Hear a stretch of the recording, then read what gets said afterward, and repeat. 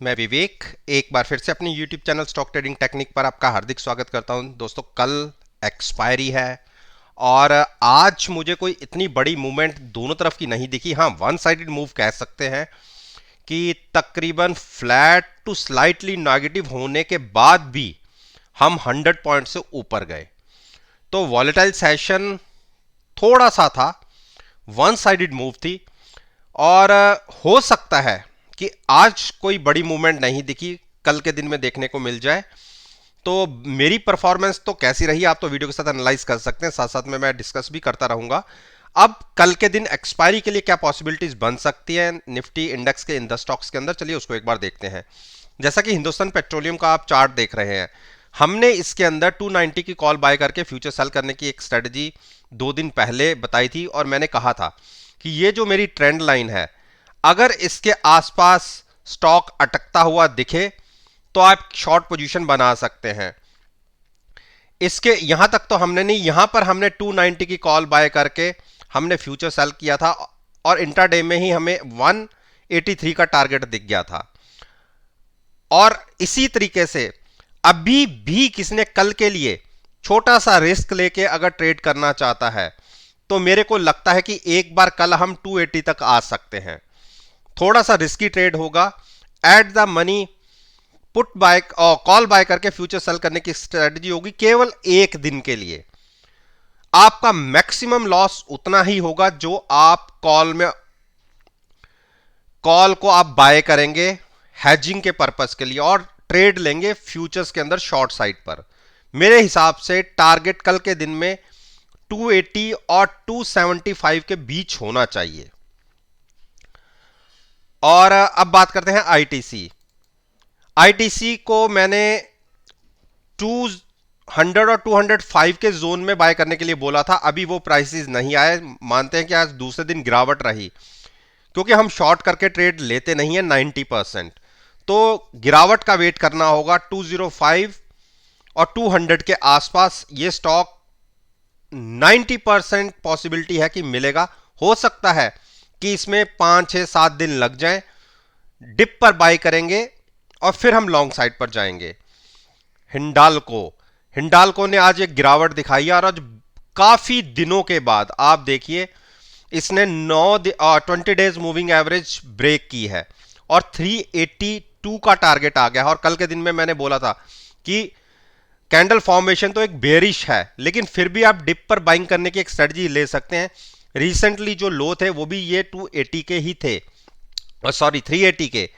बहुत बड़ी कहीं गिरावट आ गई तो आप 50 डेज मूविंग एवरेज तक गिर सकते हैं, जिसकी पॉसिबिलिटी मेरे हिसाब से काफी कम है।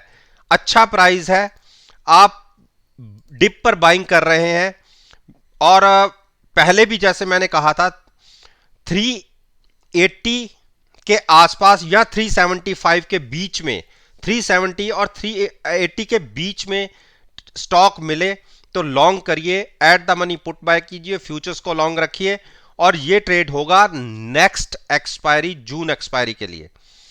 डॉक्टर रेड्डी ने अगर आप देखें तो मैंने इसमें 5350 तक के टारगेट आपको बात करी थी जब हमने 100 के आसपास इसको बाय किया था और ऑलमोस्ट आज हमने 5340 को देख लिया। तो कल एक्सपायरी है, कल दोनों तरफ की उठापटक हो सकती है, फिर भी आप लॉन्ग साइड वाले एक बार अपना प्रॉफिट लेके एग्जिट होइए और वेट कीजिए 5200 और 5250 के बीच के प्राइस का, तो वहां पे फिर हम लॉन्ग करेंगे। तब तक हम एक साइड पर होके बैठेंगे। सिप्ला ने देखिए 950 960 के टारगेट थे मेरे, वो अचीव हो चुके हैं और नीचे से ये स्टॉक तकरीबन 100 पॉइंट्स का रनअप दिखा चुका है। तो अब इसको थोड़ा सा वेट कर लीजिए, अपना प्रॉफिट लीजिए और एग्जिट हो जाइए और वेट कीजिए 900 तक का। गिरावट आ सकती है, नीचे से बहुत बड़ा रनअप दिखा चुका है ये स्टॉक और 65 के आसपास की आरएसआई है। हम लॉन्ग नहीं जाएंगे क्योंकि ऑलरेडी आज ये छठा दिन था जिसमें ये स्टॉक लगातार अपसाइड की मूव दिखा रहा है और इसीलिए हम शॉर्ट करेंगे नहीं और इतने ऊपर हम ट्रैप नहीं होना चाहते। हम 5 पर इसे बाय करेंगे और 925 के आसपास आप सोच सकते हैं कि हमें लॉन्ग जाना चाहिए या नहीं। 925 और 905 बीच में कहीं मिले लॉन्ग कर लीजिए। और ट्रेडर्स के लिए मैं एक प्राइस बताऊंगा, अगर वहां पर चला जाए, आप देखिए 965, कोई भी मूव में अगर वहां जाता है तो वहां आप रिवर्स पोजीशन ले सकते हैं शॉर्ट साइड पर, at the money call buy करके फ्यूचर सेल करने की स्ट्रेटजी हो सकती है। गैप अप खुल जाए, जहां इसकी आरएसआई 73 और 75 के आसपास आ जाए, वहां पे स्टॉक को शॉर्ट कर सकते हैं कॉल बाय करके साथ में हैजिंग के लिए। और अभी हम बीच में खड़े हैं, आप यहां से कह नहीं सकते कि किस तरफ मूव जाएगी, क्योंकि जो लास्ट एक्सपायरी का लास्ट दिन होता है उससे एक दिन पहले का होता है, उसमें इंडिकेटर्स काम नहीं करते, पोजीशनल गेम होती है। अगर मार्केट में स्टॉक में नेगेटिव पोजीशंस बनी हुई है, ज्यादातर नेगेटिव पोजीशन का मतलब होता है कि एवरेज एवरेज अगर ऊपर से नीचे की तरफ की है तो रिवर्स पोजीशन हो जाती है, एक सडन एक अप ट्रेंड देखा जाता है उनको कवर कराने के लिए। तो इसलिए कह रहा हूं कि आप देखिए यहां से 963 से हमने तकरीबन 838 तक के 80 पॉइंट्स की एक गिरावट देख ली थी, उसमें 40% की कवर अप हो चुका है। तो इसीलिए कह रहा हूं, तो अब लॉन्ग साइड पर अभी मत बैठिए, एक गिरावट का वेट कीजिए, तब हम लॉन्ग करेंगे। भारती को आप बिल्कुल लॉन्ग करके चल सकते हैं और यही प्राइस मैंने बताया था 515 520 के आसपास, वहां तक गया भी था, किसने यहां नहीं बाइंग की तो यहां भी बाइंग कर सकते हैं। देखिए ये स्टॉक पकाएगा जरूर, आपको 10-15 दिन का पेशेंस देखेगा, और अगर आपने पेशेंस दिखाई तो उसके बाद सडन स्पाइक भी आता है इसके अंदर। तो बिल्कुल आप यहां पर इसको होल्ड करके बैठ सकते हैं। मेरे हिसाब से 535 क्रॉस होते ही 545 का आप टारगेट देख लेंगे, लेकिन पेशेंस रखनी पड़ेगी। इमीडिएट इसके अंदर कोई स्पाइक नहीं आएगा, वेट एंड वॉच की एक स्ट्रेटजी होगी। आप खरीदिए एट द मनी पुट के साथ, इसको लॉन्ग कीजिए फ्यूचर्स के अंदर, वेट करना पड़ सकता है। पहला टारगेट 535, उसके बाद 545, उसके बाद 565, ये सब टारगेट्स के लिए आप ट्रेड ले सकते हैं। बजाज फाइनेंस, देखिए बजाज फाइनेंस ने 5800 के टारगेट अचीव कर दिए हैं। अभी इसमें पोजीशन शॉर्ट साइड की नहीं बनती, यहां कंसोलिडेशन का फेज चल रहा था। मैंने आपको कहा था कि 5450 के आसपास मिले तो आप लॉन्ग जाइए, जब ये कंसोलिडेशन फेज चल रहा था। हम वहां नहीं आए, 9 दिन की मूविंग एवरेज से स्टॉक लौट गया वापस। और अब इसमें अगर प्राइस 75 के आसपास आएगा, 75 आरएसआई के अंदर की बात कर रहा हूं, तो और उस केस में हम वहां जाके से शॉर्ट पोजीशन लेंगे। और मेरे हिसाब से अगर हमें 5900 या 6000 दिख गया तो वहां पर हम शॉर्ट पोजीशन लेंगे, at the money call buy करके फ्यूचर सेल करेंगे। तब तक होल्ड कीजिए, या उससे पहले जिसकी पॉसिबिलिटी कल तो नहीं हो सकती, क्योंकि कल ये स्टॉक और स्पाइक दिखा सकता है, कल की बात कर रहा हूं। तो 5450 के आसपास मिले तो लॉन्ग करना है, क्योंकि शॉर्ट पोजीशन बनती है। लेकिन मैं रिटेल इन्वेस्टर्स आप लोग होने की वजह से मैं आपको शॉर्ट साइड पे पोजीशन लेने के लिए नहीं कहता। बाकी अगर किसी ने लेना हो या ट्रेड करना हो, 5450 की पुट भी सेल कर सकता है जून की। वो कैसे कि उसमें भी आप तेजी देख रहे हो, और अगर 5450 के आसपास आएगा तो आप वहां पर अपनी पुट को थोड़े से लॉस में काट करके आप वहां पे फ्यूचर्स में कन्वर्ट कर सकते हो अपनी पोजीशन को।